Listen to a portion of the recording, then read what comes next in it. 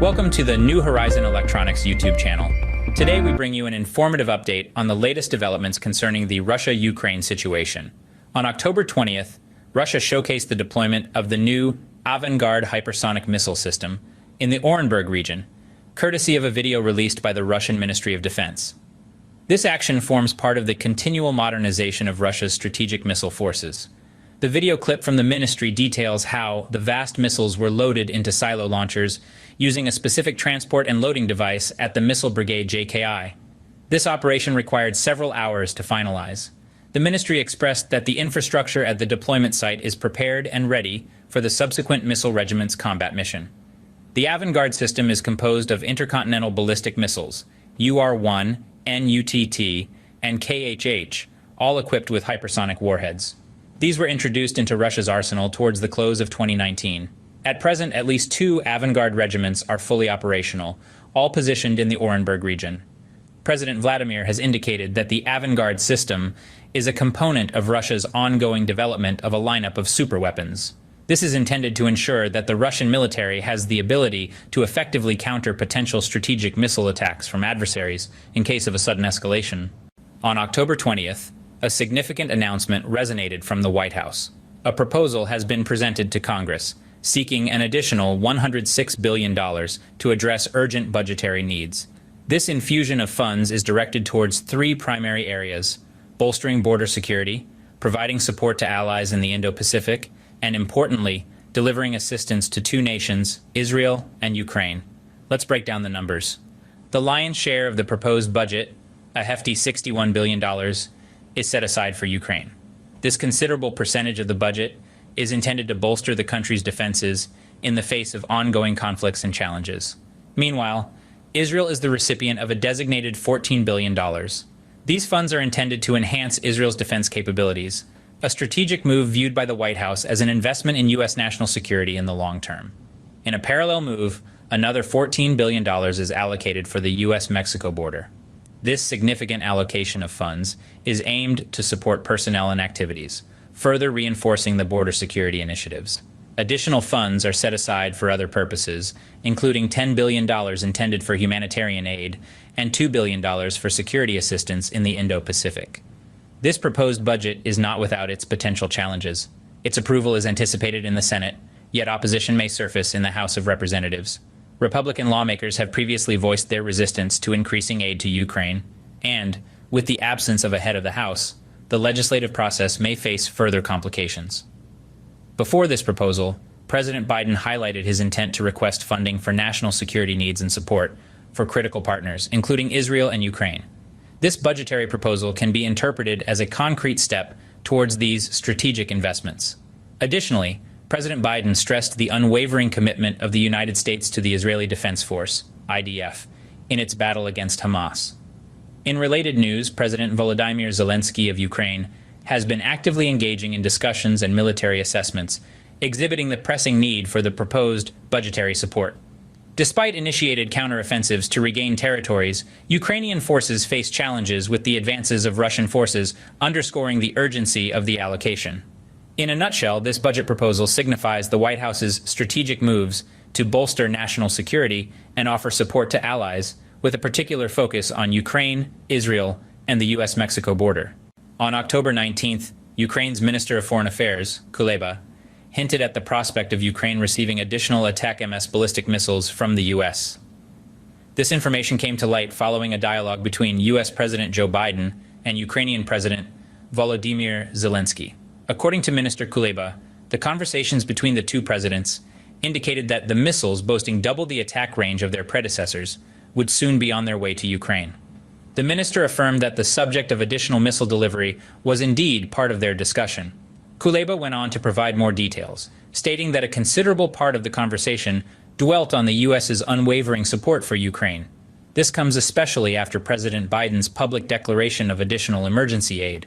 Ukrainian President Zelensky then confirmed that he and President Biden had talked about upgrading the long-range strike ability of the Ukrainian armed forces. Previously, the U.S. had confirmed the delivery of ATACMS missiles to Ukraine with a range of 165 kilometers, which Ukraine used to attack 2 Russian-controlled military airports. The upcoming batch of missiles, as per Minister Kuleba, will likely be an advanced version with a maximum target range of up to 300 kilometers. On October 10th, Russia initiated a comprehensive offensive strategy in the vicinity of the town of Avdiivka, situated in northwest Donetsk. This extensive operation involved the mobilization of thousands of soldiers and a considerable arsenal of armored vehicles, advancing from two cardinal points with the principal objective of encircling the Ukrainian forces. This operation is regarded as the most widespread Russian offensive in this region since the onset of the conflict in 2014. Avdiivka holds immense strategic importance, being one of the last standing positions under the Ukrainian military's control, the front lines.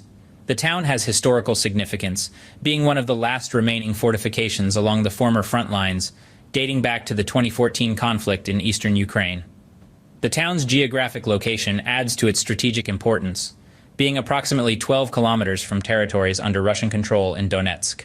Hence, Avdiivka has emerged as an indispensable stronghold for the Ukrainian forces, both in terms of defending against Russian incursions from the east and safeguarding Donetsk's suburbs.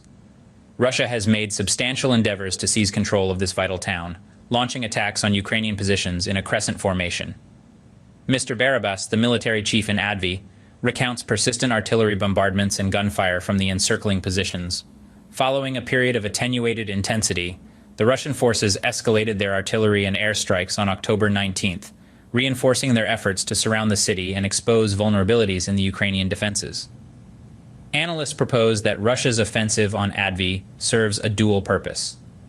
First, there is the military objective to gain control over Avdiivka, which is one of the towns nearest to the city of Donetsk that still remains under Ukrainian control. The Ukrainian forces' presence in Avdiivka is a formidable obstacle to the Russian military, disrupting the coherence of the entire Donetsk region, including cities like Yasinuvata and the crucial Horka city. If Russia succeeds in capturing Avdiivka, it would establish a significant level of control over key locations and logistical centers, bolstering their military operations. Military analyst Pablo Nari underscores Avdiivka's strategic importance, comparing it to a thorn in the adversary's defensive line. Given its location deep within Russian-controlled territory, Avdiivka presents a complex scenario. The flatter and shorter the front lines are for the Russian forces, the more beneficial it is.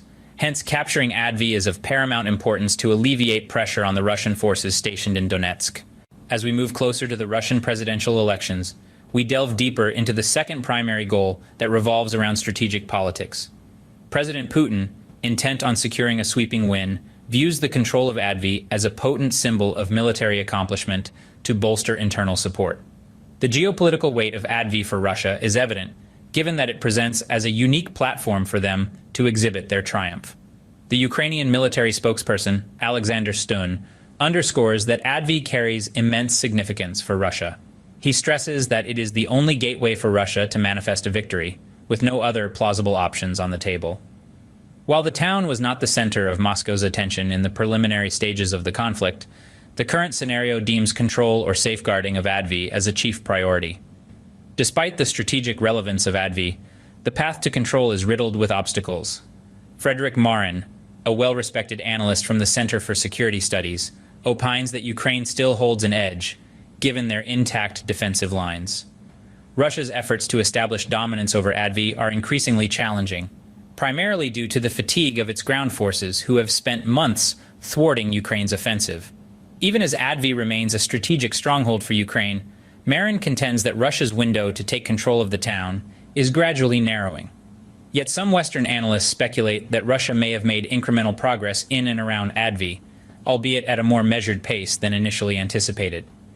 Any gain in this region by Russian forces could potentially serve as strategic victories or even lay the groundwork for a more significant offensive. Undoubtedly, Avdiivka, being a heavily fortified city under rigorous Ukrainian defense, is a focal point in the broader spectrum of the Russia-Ukraine discord. The ability to control or protect Avdiivka not only bears military significance but also has potential implications on the political landscape, particularly in the context of the impending Russian elections. To sum up, the situation in Avdiivka is an intricate and crucial part of the ongoing conflict, casting a spotlight on the overall dynamics between Russia and Ukraine.